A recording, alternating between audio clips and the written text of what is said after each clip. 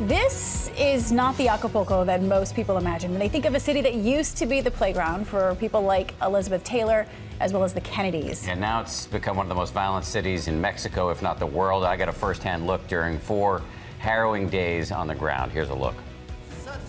We just pulled into Acapulco, the city that Frank Sinatra sang about. Just say the words and we'll beat the birds down to Acapulco Bay. Now it is one of the most violent cities in all of Mexico. I've covered wars all over the planet, and this kind of savagery right out in the open is, even to me, shocking. There has long been drug crime in Acapulco, but for years it was controlled by one powerful cartel. When the government killed or captured the cartel's top leaders, however, smaller gangs started fighting for control. Vice Attorney General Jose Bonilla, the second highest ranking law enforcement official in the state, insists the tourist areas of Acapulco are safe.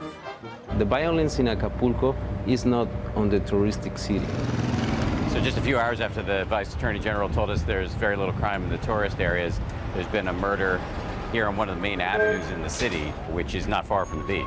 The victim, a 54-year-old family man who owned a small food stand in this mall. Oh man, this is a family member.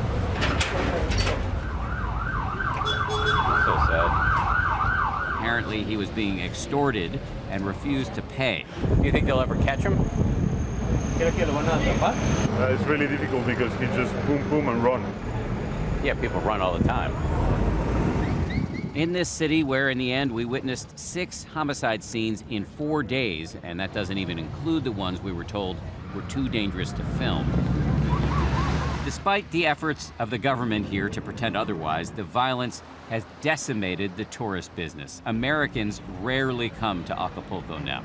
But as the violence throughout Mexico spikes, murders are also on the rise in places Americans do frequent, such as Cabo and Cancun.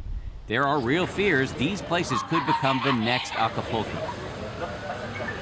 Tough stuff. Yeah, you've had some extraordinary reporting from that region. We can find it all on ABC. It's all on abcnews.com. We spent some time also inside the Sinaloa drug cartel. Which was fascinating, by the way. Fascinating and scary. Yeah.